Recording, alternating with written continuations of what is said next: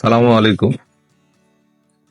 আজকের ভিডিওতে মাইক্রোসফট অফিসের অতি গুরুত্বপূর্ণ একটি ট্রিক্স নিয়ে আলোচনা করব।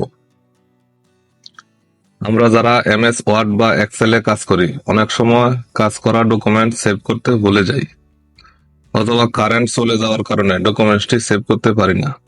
আবার অনেক সময় কম্পিউটার বা ল্যাপটপ অটো বন্ধ বা রিস্টার্ট হওয়ার কারণে ডকুমেন্ট সেভ করতে পারি না। এভাবে আমাদের কাজ করা গুরুত্বপূর্ণ ডকুমেন্টসটি হারিয়ে যায়।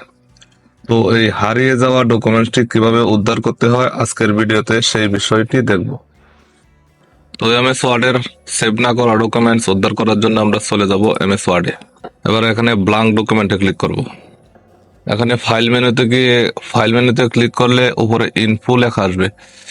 ইনফোতে ক্লিক করে নিচে আসলে আমরা এখানে দেখতে পারবো ম্যানেজ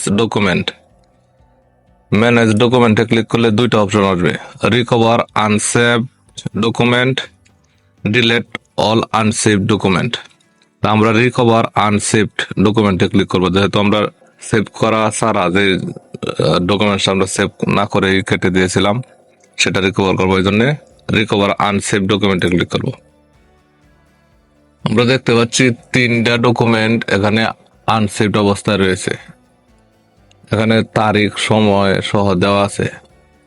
তা আমি একটু আগে আমার সোনার বাংলা লেখা ডকুমেন্টসটাই সেভ করা ছাড়াই কেটে দিয়েছিলাম।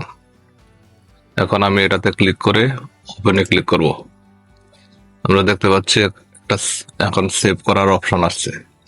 আমি সেভে যে ক্লিক করলে আমি যে ফাইলে সেভ করতে চাই সেই ফাইলটা সিলেক্ট করে সেভে ক্লিক করলেই সেটা আমার সেভ হয়ে যাবে। আমরা আবার সেভ করা ডকুমেন্টটায় যদি আরো কোনো কিছু লিখতে চাই বা কোনো লেখা বাদ দিতে চাই তো সেটা ওপেন করে নেব। এবার আমরা এটা ইচ্ছা করলে কোনো কিছু লিখতে পারবো, আবার কোনো কিছু বাদ দিতে পারবো, দিয়ে আমরা নিজের ইচ্ছা মতো সেভ করে নিতে পারবো। আবার সেম এক্সেলেও একই সিস্টেমে সেভ না করা ডকুমেন্টস আমরা উদ্ধার করতে পারবো।